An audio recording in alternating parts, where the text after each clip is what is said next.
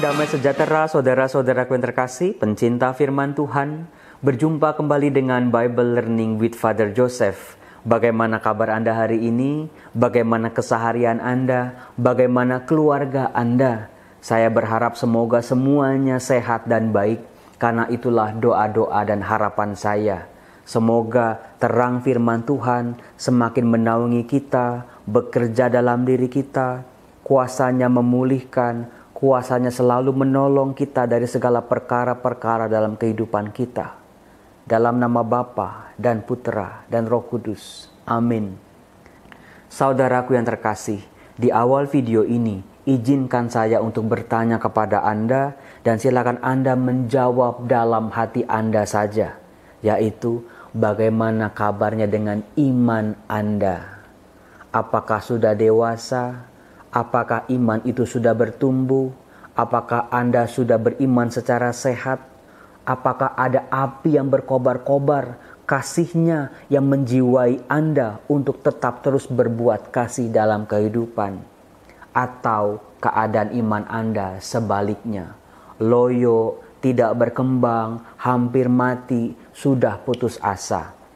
Saudara-saudaraku, apapun keadaan iman kita saat ini, sadarlah ada Allah yang Maha Kasih, yang tidak mengharapkan kita binasa, terpuruk dalam hidup.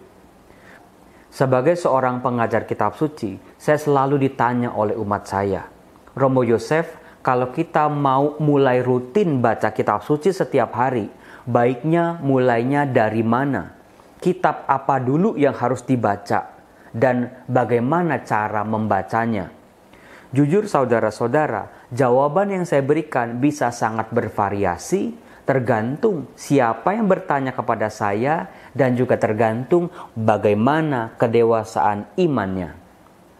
Kalau yang bertanya kepada saya seorang remaja, ABG yang masih sibuk mencari identitas, saya akan menjawab, coba kamu membaca kitab Amsal. Cukup membaca 1-3 ayat dari kitab Amsal, pilihlah apa yang paling menarik untuk dirimu. Coba ayat itu dihafalkan karena memang singkat, lalu juga dipahami karena kitab Amsal adalah salah satu kitab yang mudah dipahami. Lalu yang ketiga, cobalah berjuang sepanjang hari itu untuk menjalankan apa yang dinasehati oleh kitab Amsal tadi. Misalnya, di Amsal bab 1 ayat 8, di sana dikatakan, "Hai anakku, dengarkanlah didikan ayahmu, dan jangan menyia-nyiakan ajaran ibumu." Hafalkan, pahami, coba terapkan sepanjang hidup. Percayalah hidup Anda pasti akan berbuah dan berubah menjadi lebih baik lagi. Nah, kalau orang yang bertanya kepada saya, orang dewasa, aktivis gereja, sudah banyak makan asam garam kehidupan, saya akan menganjurkan mereka untuk membaca dari kitab Kejadian terus sampai kitab Wahyu. Bisa juga silakan mengikuti bacaan-bacaan misa dalam kalender liturgi gereja. Karena kalender liturgi gereja adalah sebuah panduan bagi orang beriman yang menuntun orang beriman untuk semakin dewasa dalam imannya setiap hari. Baca bacaan pertamanya, Mazmur tanggapannya, dan juga bacaan Injilnya. Coba secara rutin, pasti hidup Anda akan berubah jadi lebih baik lagi. Nah, contoh yang ketiga biasanya yang paling banyak nih, yaitu mereka yang bertanya kepada saya sedang putus asa, sedang hilang harapan, sedang terpuruk, sedang hidup dalam dosa berat, hidupnya tidak ada kebahagiaan, tidak ada sukacita. Nah, kepada mereka biasanya saya menganjurkan membaca 2 kitab sekaligus, yaitu kitab Mazmur, pilih perikopnya, 1 perikop 1 hari, kemudian bisa dilanjutkan dengan Injil Markus, 1 perikop 1 hari. Pertanyaannya sekarang adalah kenapa kitab Mazmur dan juga Injil Markus? Karena biasanya saudara-saudara, orang-orang yang selalu mengeluh, selalu tidak pernah bersyukur, tidak pernah berterima kasih, selalu melihat yang kurang-kurang dalam dirinya maupun dalam diri orang lain, negatif terus hidupnya. Biasanya orang ini kurang berdoa. Mungkin mereka berdoa, tapi mungkin juga mereka doanya hanya di mulut atau di kepala saja. Nah, kitab Mazmur adalah kumpulan dari doa-doa. Bukan cuma doa sembarangan, tetapi doa yang jujur, penuh dengan pergulatan orang beriman. Bagaimana orang beriman mau berelasi dengan Allah dan juga dengan sesamanya. Dan juga doa yang penuh dengan pengharapan kepada Allah. Jadi silakan berdoa dengan kitab Mazmur. Lalu Injil Markus, saudara-saudara, ini yang menarik. Kalau kita membaca Injil Markus, saudara-saudara, kita akan menemukan contoh-contoh dari para pengikut Yesus yang juga ternyata mengalami kegagalan demi kegagalan dalam hidup beriman mereka. Mari kita bahas, saudara-saudaraku, ini menarik. Yang pertama, kalau kita membaca Injil Markus, ternyata kita bisa mengkelompok-kelompokkan atau mengkategorikan orang-orang yang ada di sekitar Yesus. Yang pertama adalah orang-orang dari lingkaran paling luar, yang seringkali disebut dengan orang banyak. Orang banyak ini identitasnya tidak jelas. Mereka adalah orang biasa dengan berbagai macam problem-problem dalam kehidupan mereka. Entah kelaparan, sakit penyakit, kerasukan setan, dan juga tidak punya pegangan dalam hidup. Nah, dalam diri Yesus, mereka melihat Yesus sebagai cahaya baru dalam kehidupan mereka. Harapan baru dan juga jalan keluar bagi masalah-masalah mereka. Mereka akan mengikuti Yesus kemanapun Yesus pergi. Meskipun motivasi orang-orang banyak ini masih bisa dipertanyakan lagi. Apa yang menjadi alasan mereka dalam mengikuti Yesus? Karena bisa jadi ketika harapan mereka, kebutuhan mereka tidak tercukupi, dengan mudahnya mereka pergi meninggalkan Yesus. Nah, kelompok yang berikut adalah kelompok yang disebut dengan murid-murid Yesus. Jumlahnya ada 12 orang. Mereka bisa kita temukan dalam Markus bab 3 ayat 13 dan selanjutnya. Mereka adalah Simon yang disebut Petrus, Yakobus anak Zebedeus, Yohanes saudara Yakobus, Andreas, Filipus, Bartolomeus, Matius, Thomas, Yakobus anak Alfeus, Tadeus, Simon orang Zelot, dan Yudas Iskariot yang mengkhianati Yesus. Nah, menariknya saudara-saudara, kalau kita mau buka-buka Injil Markus sebanyak 16 bab, ternyata kita bisa menemukan satu fakta yang sangat menarik, yaitu dari 12 orang ini ternyata masih bisa dikelompok-kelompokkan lagi. Ada dua kelompok besar. Yang pertama disebut kelompok murid-muridnya yang pertama.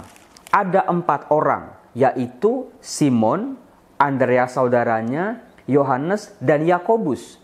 Bisa kita temukan dalam Markus bab 1 ayat 16 dan seterusnya. Keempat orang ini adalah para nelayan yang sedang merapikan jala mereka. Mereka bertemu dengan Yesus di pinggir pantai dan Yesus mengajak mereka untuk menjadi penjala manusia. Sementara sisanya yang lain disebut murid-murid yang kemudian, yang nama-namanya tadi kita sebut.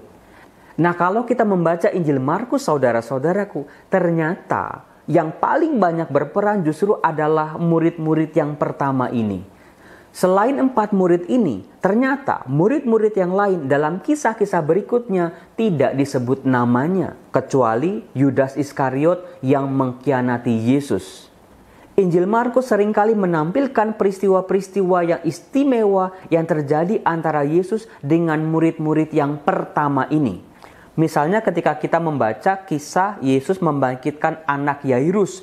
Di Markus bab 5 ayat 37 dikatakan, lalu Yesus tidak memperbolehkan seorang pun ikut serta kecuali Petrus, Yakobus, dan Yohanes saudara Yakobus. Lihat saudara-saudara, merekalah murid-murid Yesus yang pertama. Contoh berikut tentang keistimewaan 4 murid yang pertama ada di bagian inti Injil Markus, yaitu di Markus bab 8. Ketika Yesus bertanya kepada murid-muridnya tentang siapakah aku ini, di situ hanya disebut nama Petrus yang bisa melihat Yesus sebagai Mesias. Kemudian juga bisa kita lihat di Markus bab 9. Ketika Yesus dimuliakan di atas gunung, di situ Yesus hanya membawa Petrus, Yakobus, dan Yohanes. Di Markus bab 10, kita juga bisa melihat Petrus yang bertanya kepada Yesus di ayat 28. Kami ini telah meninggalkan segala sesuatu dan mengikut Engkau. Lihat saudara-saudara, Petrus tampak mewakili para murid yang lain. Masih di Markus bab 10 ayat 35, di situ muncul lagi Yohanes dan Yakobus yang bertanya langsung kepada Yesus, Guru, kami harap supaya Engkau kiranya mengabulkan sesuatu permintaan kepada kami.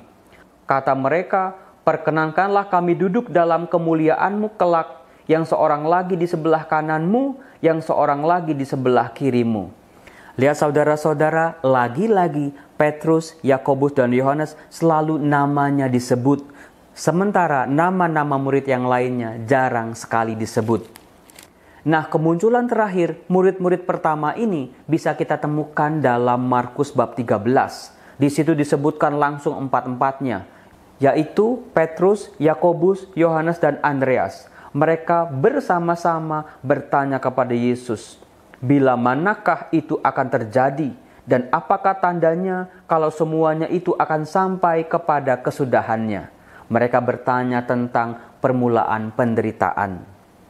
Nah, sebuah pembelajaran yang sangat menarik buat kita saudara-saudara yang sering kali merasa gagal, terpuruk, jatuh, putus asa, hilang harapan dalam beriman kita adalah ternyata 12 murid Yesus ini tanpa kecuali mereka semuanya harus melewati jalan terjal dalam beriman kepada Yesus.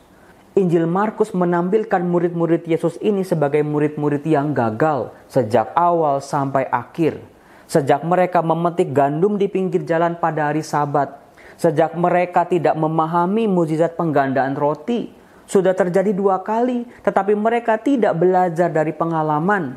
Ketika mereka tidak mampu mengenali Yesus ketika Yesus berjalan di atas air. Bahkan ketika mereka malah sibuk sendiri meributkan siapa yang paling besar di antara mereka. Ketika Yesus menceritakan tentang penderitaan yang akan dialaminya kelak.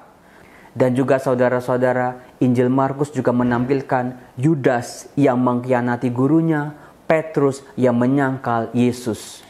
Di Markus bab 14 ayat 50, di situ digambarkan secara terang-terangan.